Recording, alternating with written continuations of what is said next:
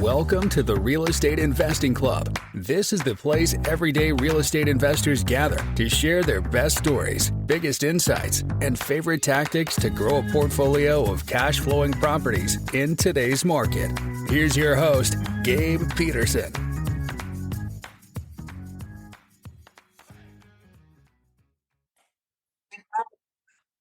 All right. Welcome back to another episode of the Real Estate Investing Club. Today we have Larry Taylor from sunny Southern California with us today.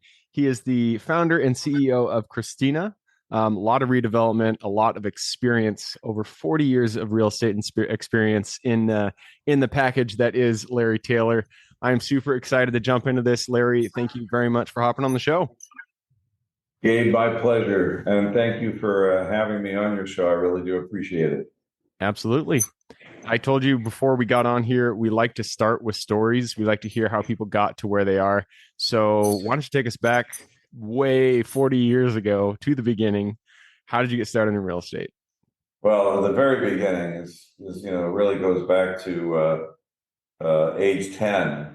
We'll go back that far. It's a little bit interesting. I'll try to annotate it so that it doesn't drag. But I was born in a coal mining town in the East Coast, Uniontown, Pennsylvania.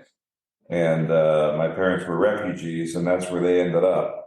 Mm-hmm. And it was a very, very blue collar town. And it was a very dismal place to grow up because it was coal mining. It was never a sunny day. A lot of people out of work, coal mines were giving out, but as a child, it was fun. There was football, there was baseball, there was basketball at the playground. As a kid, I didn't know a different world. And then one day my dad traveled to Los Angeles to visit friends and started sending postcards back of palm trees and blue skies. And just simply one day told my mother that we were moving to Los Angeles, and she was like in shock. And I just had no idea what the other world was like. And then I came to Los Angeles. We drove cross country. And we came to Los Angeles, and I saw blue skies and palm trees and the Pacific Ocean, and thought either I was dead and I went to heaven, or somehow this is heaven and I'm still alive. I don't know. But I never want to leave this place. And so, but I did grow up in a multi-story home in this small town. And our first residence in Los Angeles was a 2-bedroom, 1-bath apartment with 2 older sisters. And it was very miserable to be the youngest of 3 with 2 sisters who are older. You never get the bathroom, and I'm sleeping on the couch. And so, and then my parents' friends that were living in Los Angeles all had single-family homes. Some had swimming pools. They were all driving beautiful cars. We had an old 1960 Rambler. They're driving Cadillacs and Lincolns. And I'm like, I can't live like this. So I picked up the phone and I called a real estate broker and said, look, I need to buy a house. I was 11 by then. Yeah, I was going to say, what age were you here? 11. And a guy showed up. And the first thing that impressed me was the car. I'm kind of a car buff. I used to build little models when I was even younger. And the guy shows up in like one of my dream cars, which at that time was a 66 Oldsmobile Toronado front wheel drive. And, with a cool odometer, the speedometer went that way instead of that way. I was like, God, this guy's cool. And he looks at me and he said, how can I help you? I said, I need a house. And now I'm tall. I'm 6'3". I was a tall kid. And I had a level of maturity that was different than 10 or 11-year-olds in LA, because I grew up in a hard-traveled blue-collar neighborhood where the only way that you could survive was to be able to be big enough to beat up the guys that were going to beat you up. So, and there was not a swear word in my vocabulary that I didn't know. And the kids that I met here wouldn't even use a swear word. So I was pretty, you could believe that I was a little older than I was. And this guy, so I sit in the car and he says, well, where do you want to live? I go, well, this area looks pretty good, but I want a house. So he starts recommending areas. And then he says, why don't you just look at apartment buildings? And I went, dude, I don't want to live in an apartment building. This is like you don't get it, like, man. Where I grew up in Pennsylvania, apartments were for people that were poor, and and I want a house. And he explained to me a phenomena about Los Angeles, particularly the West Side, where I was living in the West Side, where we moved. He said, you could buy an apartment building that has a 3-bedroom, 3-bathroom owner's unit and maybe 9 other units that pay rent to you, and then you get to live for free. And you're like, all right. I went, that can't be. And so essentially, we started looking at these apartment buildings that were built in the 50s and 60s. This was very typical of the West Side of Los Angeles, where a family would build a building and they would live in the unit and they would rent the other units. And I said, well, then how do you buy something like this? My parents only have $7,000 in cash to their name. He goes, well, you borrow the money. I go, who does that? And he goes, oh, savings and loans, insurance companies, they make these loans for 30 years. And then you take the tenant's money and you use that money to pay the loan back. So I said, let me get this right. You buy a building, you live in the building, you collect rent from the other tenants, you live for free, you borrow the money, and the other people pay the loan back. You borrow it, but they pay it. He said, that's right. I go, that's impossible. Sign me up.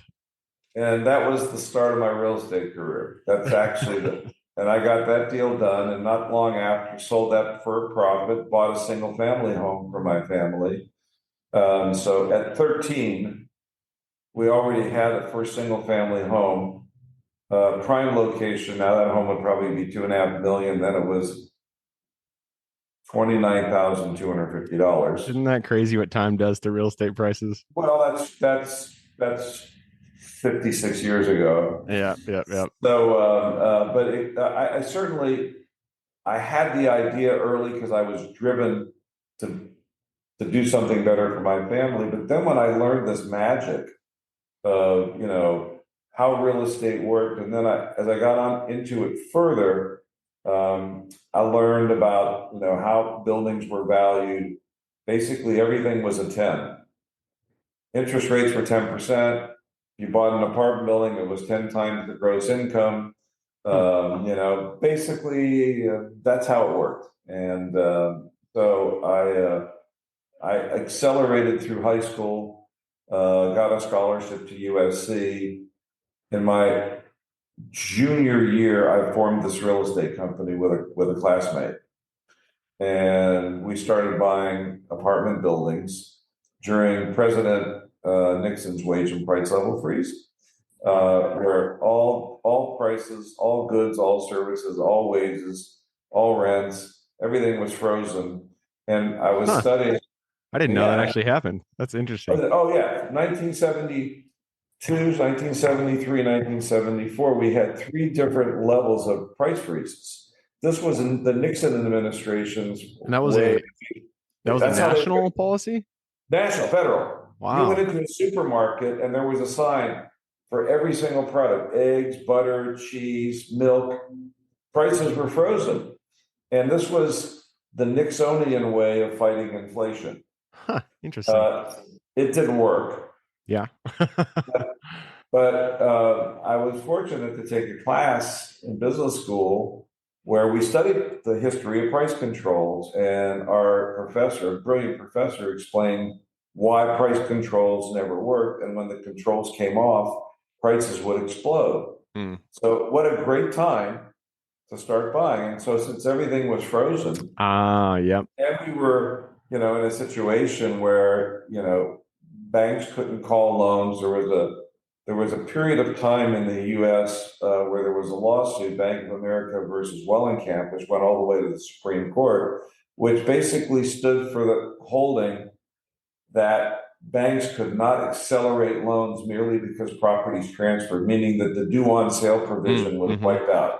Interesting. So from 1972 or 3 till about 1979, till the Garn Act passed, anybody could transfer any property without telling the lender. So now, so you're buying all these like essentially subject to. Yeah, so all these apartment buildings, the first building we bought was a 10-unit building, an 8-unit building that we somehow made into a 10-unit, and we bought it with no money down and never told the bank about the loan, and sold it while I was a senior in college for a $33,000 profit. Right. Which back then, I'm sure it's a couple $100,000 now. The tuition at USC was $3,200 a year. Oh man. And my parents could never have afforded to pay that. Never. Yeah. I needed a scholarship. Do you understand? I make $33,000 while I'm a student. Now, because I'm a scholarship student in a business school, in the School of Accounting, I'm supposed to interview with what are known as the Big Eight. Yeah. And Accenture, Ernst & Young, all those guys. All of those. You got it. And so I don't know what to do. I mean, the standard offer was $900 a month. I just made $33,000. I don't want this. What are you talking about? And that was really how I started the real estate business. It's just started really at age 11. Yeah. And, by 18, 19, I was rolling. Nice. And my first office was in Century City, which is, LA. It's kind of a pretty significant West Side high-rise environment. It's the old 20th Century Fox lot, which was, starting to be redeveloped by Alcoa and others. And that's where I started. And then, there were mentors, and everybody has a mentor at some point, or they're fortunate people, I should say, people that you look up to. And I met two very important people in my life. One guy by the name of Sam Freshman, who wrote the book Principles of Real Estate Syndication in 1972, and Jerry Buss, who ultimately became the owner of the Lakers, the Kings, and the Forum in Los Angeles, went into sports. But Jerry Buss was a syndicator, and Sam wrote the book on syndication, and they took me under their wing and taught me the syndication business, and I became a syndicator. Interesting, man. Well, yeah. I love your story. I feel like it goes to illustrate how the times that you're in present unique opportunities to those times. And you really have to be, you have to grab the bull by the horns, as they say, when the time is right, because, that time's going to pass. The 3% interest that we had, that passed. This opportunity where they had price freezing and the inflation was going to hit, or the price inflation was going to hit later on, that passed. And so you really got to be cognizant of the time that you're in, because that is an opportunity in itself. Since that point, since that start, I mean, you have gone, it sounds like you've done pretty much everything, but a lot of it is in development and redevelopment. At what point, why did you decide to go into development? And at what point did you switch from the syndication model to development?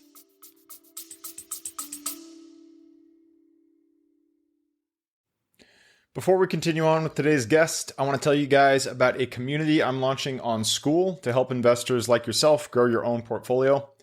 In this community, you'll get access to all the docs I use, all the systems I've built, everything I've used to grow my own portfolio, as well as instructions and guidance on how to get out there and find great deals, how to finance those deals, and then how to manage them for great returns. Since we're just launching it, the price will be set at a measly $20 per month, and whatever price you join at is the price you'll have for life. We will be increasing the price as the group grows, so if you're at all interested in growing your portfolio along other investors, now is the time to join. I will put the link somewhere in the bio or on our podcast website at therealestateinvestingclub.com, so if you are interested, head on over there. With that said, let's get back to the podcast.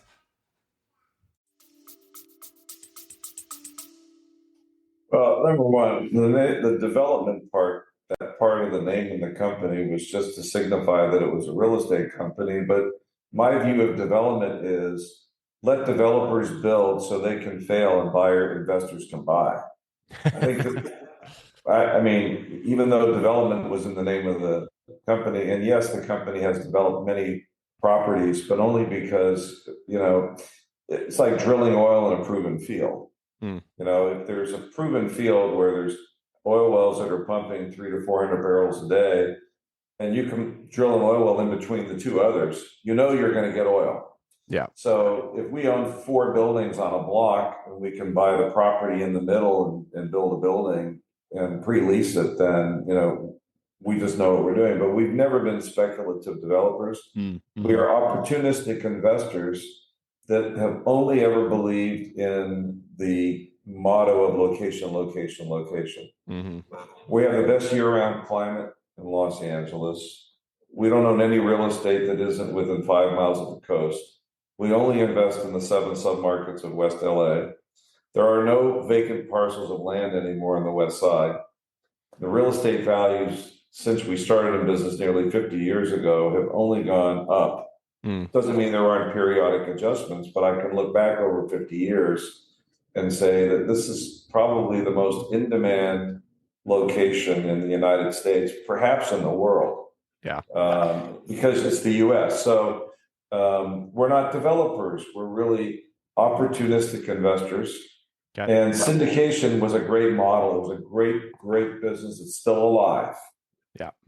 And so you have so much experience, and it's really hard to to crystallize that into something that we can digest in a 15, 20-minute podcast. But if you were to kind of look at what you've done over the previous 40 years, and if you could glean out one strategy that if you were to start again today, you feel would be just a tried and true solid strategy that you would definitely, redo if you did the whole thing again, which strategy would that be? Is it syndicating multifamily apartments?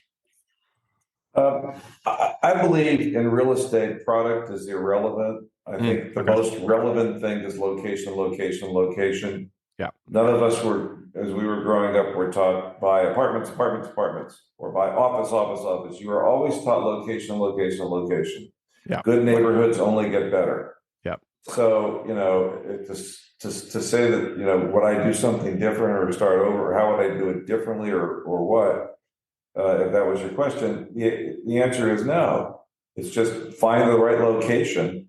But remember one thing too, is that when it comes to investment real estate, the value of the investment is very much tied to federal policy.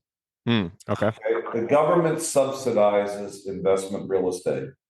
It's the only industry other than oil and gas that the US government has consistently subsidized since the income tax came into effect in the early 1900s, 1917, I believe, or 1916, right around World War I. Interesting. I didn't know that there wasn't an income tax. I thought that was something that started with 1887 or whatever. No. And so the government stimulates real estate because it stimulates the economy. Every single administration during every single recession since the Great Depression has used tax policy to stimulate the economy. So when you look at real estate, the investment grade real estate, and you look at depreciation, amortization, tax credits, capital gain shelter, all of these things, the idea of making money in real estate is not paying taxes.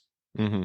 And great fortunes are made in real estate by owning great real estate, operating it effectively, never selling it, financing it when the opportunities are great because there's no debt, there's no tax on debt, and depreciating your properties and writing off your personal property and basically figuring out a way to capitalize on the increase in value of the real estate and never pay tax. Yeah. And that's how you make money in real estate. Everything else is irrelevant. Yeah. Yeah. And the tax side of real estate is something that, especially on things like podcasts, we don't often talk about because it's not the front end. It's not the underwriting and analyzing and finding good properties and negotiating and all that stuff. But there is a huge benefit, obviously, in the depreciation. And it's something that I feel like a lot of people, when they're just getting started, they don't really recognize how much that's going to benefit them. Especially, and you already mentioned the refinancing properties and taking out the equity from the property and using that as your windfall, as your profit. I didn't even recognize that until recently, and I think it was in Sam Zell's book where he mentioned that was the key to real estate is refinancing properties. Well, Sam and I shared a very common story as far as our beginning and the way we looked at life. And he recently passed away, unfortunately, and I got to meet him, 10 or 15 years ago. But it sounds simplified. But the idea is to own great real estate, which becomes more valuable. And as it becomes more valuable, you have options of being able to extract more money out of that real estate. But the worst thing that you can do is sell great real estate, because the government then penalizes you by charging you a tax on your gain. And gain is calculated from your depreciated basis. But anybody interested in investing in real estate must first have gained an understanding of the tax aspects. Because if you don't understand the tax aspects, you might as well not invest in the real estate. Because the penalty is extraordinary for getting out. Yeah. Because even if you lose money on a real estate investment, you'll still have a tax penalty. That is something I actually did not know. I haven't lost money on a real estate deal yet, knocking on wood. But I did not know, and this is my own naivety here. So say I bought a property for $150,000 when shit just hit the fan and it didn't turn out well. I had to sell it for $100,000. You're still taxed on, the capital gain. Well, there is no. Was it an improved property? Well, you tell me. Is there a difference between? Was it an apartment building or an office building or a retail building? Yeah, let's just say it was. Right. Yeah.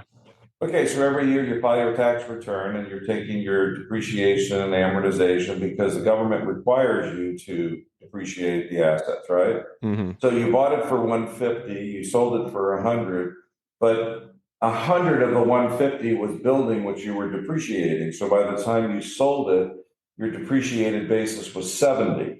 Mm. Now you sell it at $100, you lose the $50 of the $150, but you're going to be taxed from the $70 to the $100. Yeah, that makes sense. You've got to pay tax on the $30 because you have to recover your negative basis. You're right. Yeah, that makes sense. And you'll be taxed at the maximum tax rate, depending on what your tax bracket is, but it could be as high as 40%. And now you really feel bad because not only did you lose your money, but now you've got to pay the government. So there's a lot to understand. Real estate is an exciting business. But all the aspects of it when it comes to the investment side need to be fully understood. And most people don't understand that it's driven by the cost and availability of money and the availability of significant tax benefits. When you have those two ingredients, you've got a good market. If tax legislation is unfavorable to you, and if the cost and availability of money is not favorable, then you're going to be in a very declining market. And so right now, what's interesting is the cost of money has gone up 10 times. It's rendered almost any properties that were purchased, investment properties that were purchased based on a cap rate, it's rendered them 30 to 40% less valuable, which means that all of those properties are now underwater from an underwriting point of view if they're levered, which means now the banks are holding properties that are worth less than the amount of debt. Government will then come in, the regulators, to say tell your borrowers to put in more money. Borrowers are generally reluctant to put in more money or they don't have it. And the system starts to unwind. So we've been unwinding now for a year and a half. People are praying for some relief that the Fed will somehow wake up and realize that they're destroying the commercial real estate business. I don't think so. I've lived this story before. I don't think we have the brightest people necessarily running things, although we do have some bright people. But at the end of the day, this creates opportunities for investors. Yeah. So, Warren Buffett, who always says, be greedy when others are fearful. Banks are fearful. Property owners are fearful. Buy. Yep.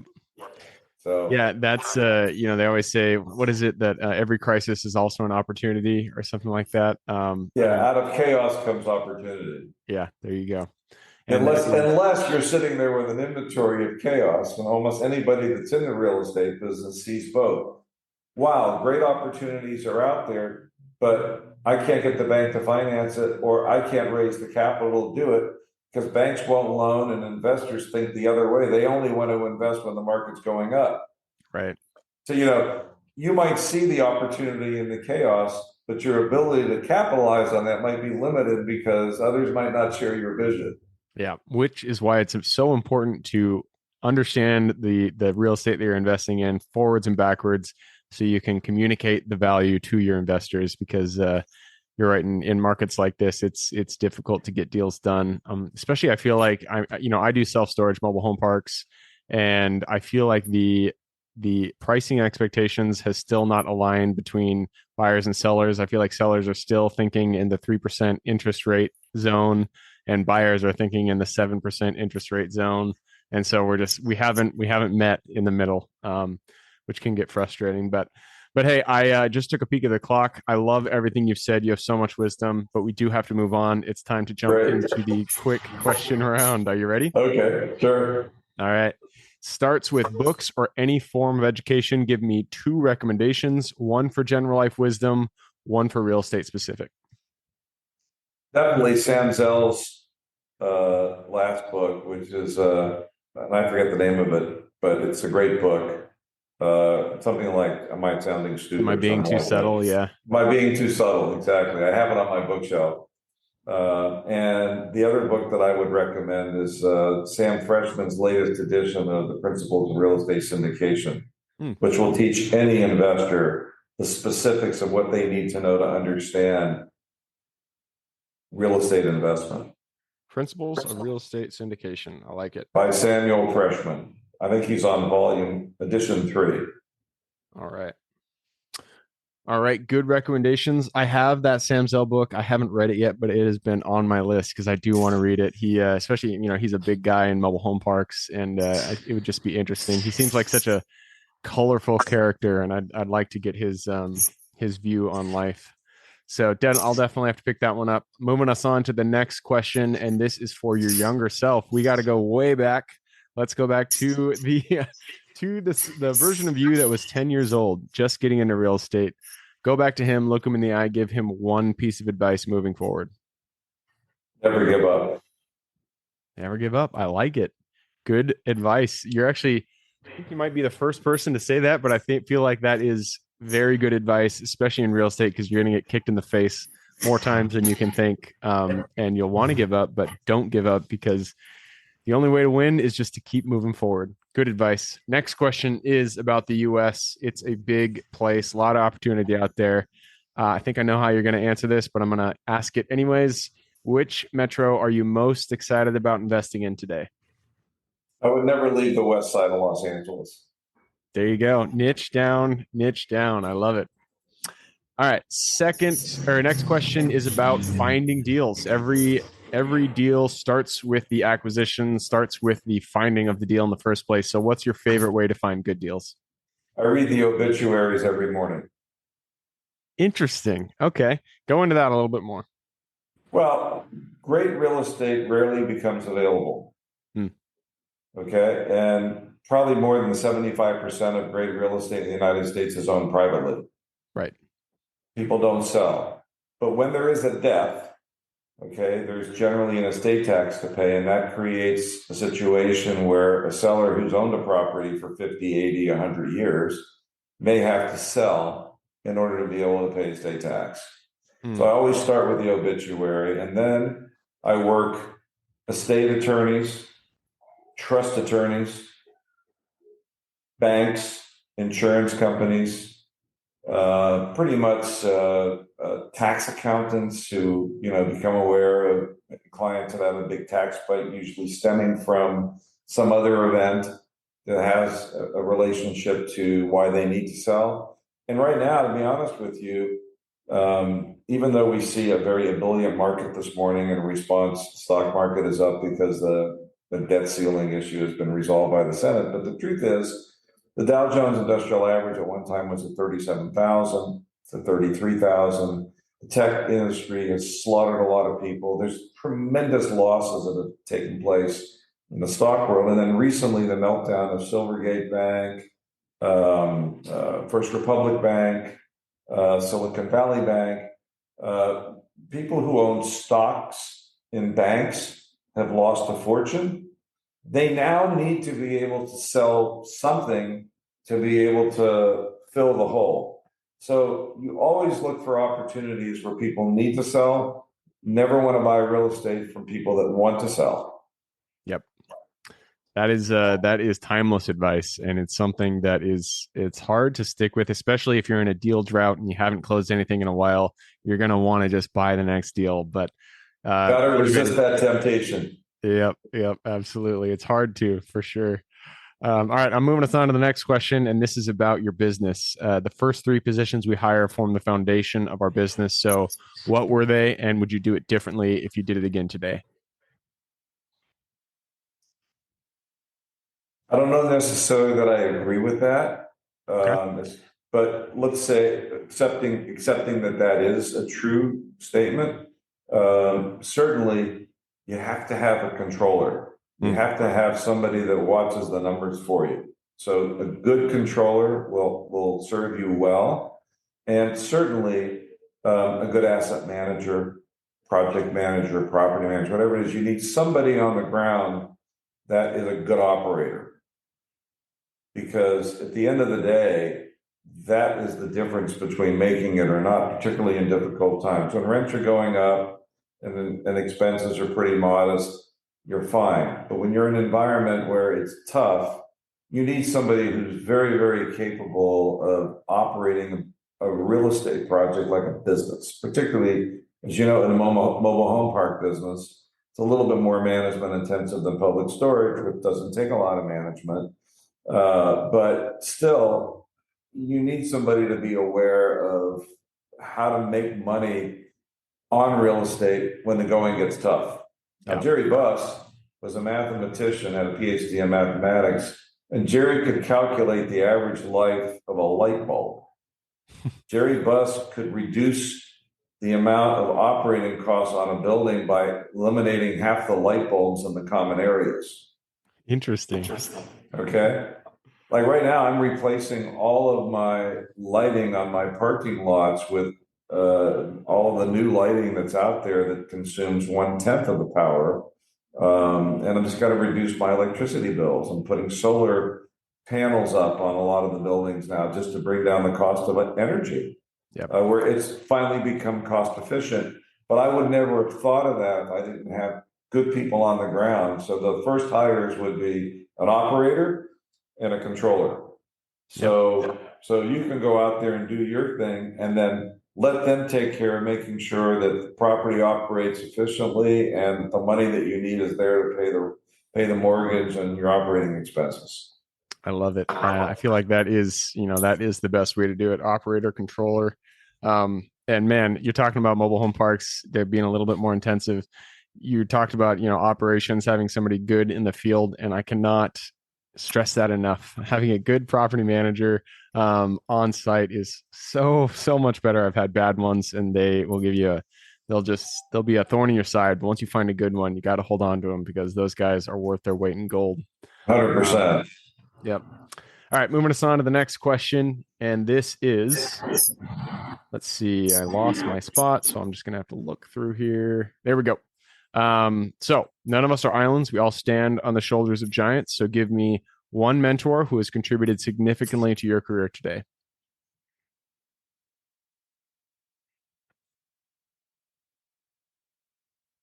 Wow, it's hard to pick one. I've had several that I've mentioned. Yeah, you don't have to pick one.